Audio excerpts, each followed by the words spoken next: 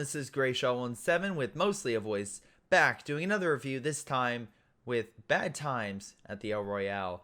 Again, Battle Royale to see who's going to live until the very end. Okay, no, not really.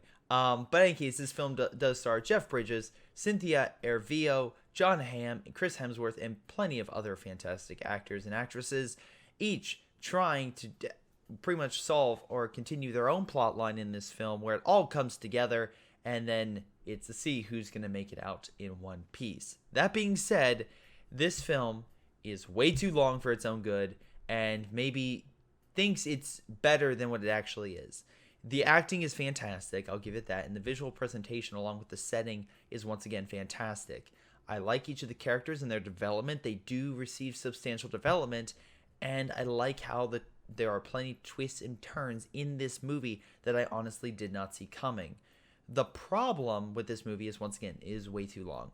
This film is, I think, over 2 hours in length and could have easily been trimmed if you just knocked out a few plot points and sped up a few things. I feel like there's some unnecessary dialogue that feels kind of floaty and kind of just adding dialogue for dialogue's sake, not really adding to the plot. I feel there may be one too many voice sequences where a character, Cynthia, aka Darlene, sings. Don't get me wrong, she is a fantastic singer, and every time she did sing, it was great. But there are moments where I feel like that she sings, and it didn't really seem necessary, as if they could have cut it out and nothing would have changed. But there are other moments where when she sings, it does add substantial weight to what is going on, and it makes things even more tense, which I really, really did enjoy. Jeff Bridges is great. He plays a priest who may not be a priest. John Hamm plays a vacuum cleaner salesman. Chris Hemsworth plays a cult leader. And like I said, Cynthia plays a singer that's having hard times right now. She struggles to find work. But that being said, the El Royale itself kind of feels like one of those like cheap knockoff hotels that has this gimmick and no one really cares about the gimmick anymore. Kind of like that, which sucks because I wish you got to learn more about it, because otherwise it just feels like a gimmick. And that's my also main plot hole is there's a storyline with the El Royale that is not really finished on or doesn't really feel complete. You feel like that's going to be where this movie's going to end, but a side plot takes over the main plot without going into too much spoilers. And while I did enjoy the performance by that subplot and main plot for the most part, except for one or two characters, overall, the story itself felt overly long and overly the story essentially felt overly drawn out for this type of story. It is a great story, and I will agree it is very good for what it does, but once again, I feel as if this story could have been trimmed down, could have been faster paced, and just could have spent a little more time with certain characters and a little less with others. And also a couple really dumb decisions by some people make, but I'll get to that in spoilers. So if I had to give this a rating based on my own personal critique of the film along with entertainment value, I'd probably give it a 7 out of 10. People call this a neo-noire, and I can see why they would do that. I think it's definitely a great slow burn that maybe goes a little too slow in certain parts by just not being that entertaining, as the dialogue can seem once again repetitive in nature and just not really add up to the overall dynamic. The first part of this is really good. The second part drags. The third part kind of starts getting a little better, but unfortunately, once again, while some plot lines are finished, other plot lines are left hanging, and that kind of sucks. I really wish they would have ended that plot line, because I feel like that would have made this movie a more cohesive film. Instead, we're left with questions that really aren't like longing to be answered. You really could go without them, and it just drags the film down, the fact they're not answered. So like I said, I'd give this film a 7 out of 10. Now, spoilers for this film. Spoilers.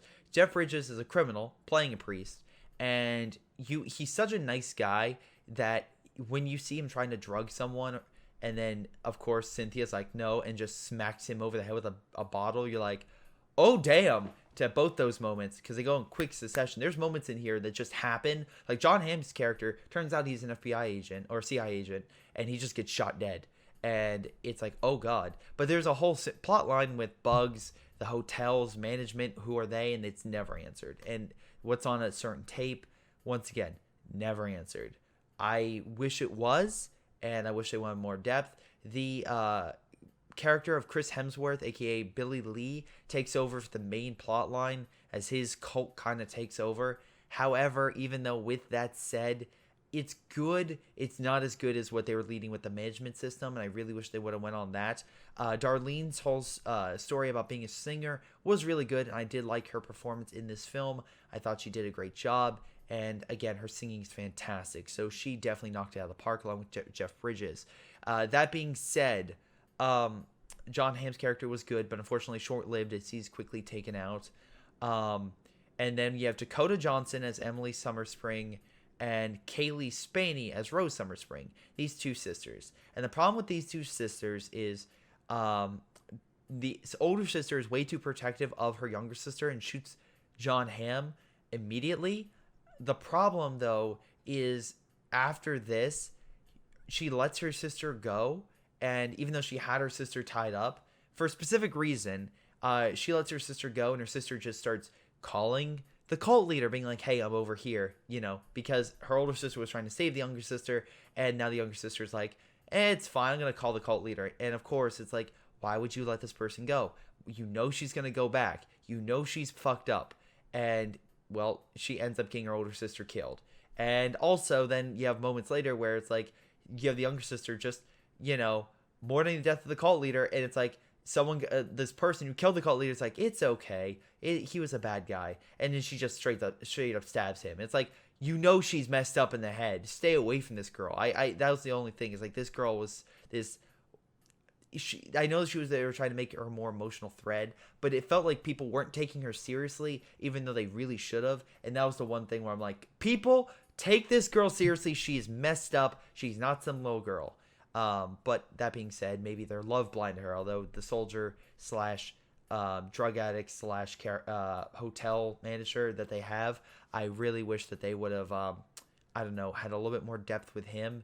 But that being said, it was still a good film. I still enjoyed this film, and I did like the plot line, like Jeff Bridges' character trying to get money, and him suffering through, a dementia or a mental illness that's slowly crippling him. That I felt was really good, because again, it just added more stakes and more character development to characters that I thought really I didn't think they could receive a lot of development, but they did. Same thing with Cynthia and Darlene. Those two, it will make or break the movie. If you really enjoy those two characters, then you're probably gonna love this movie. If you have trouble with maybe some of those characters, or the sisters kind of pull you out, or you feel like there's too much mystery and not enough answers, or maybe Chris Hemsworth's performance is maybe just not your style, yeah, those things can pull you out. But to me, I think most of those things really stuck for me, which is why I really enjoyed this film.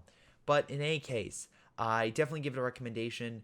Maybe not theaters, but I do recommend at least seeing it at one time. It's a good film, especially if you like a slow burn of kind of a mystery suspense film, and I do recommend that to at least my audience. In any case, I want to thank you for watching. Hope you guys enjoyed. Make sure you like, subscribe. This has been Greyshot17, and I'll see you all next time.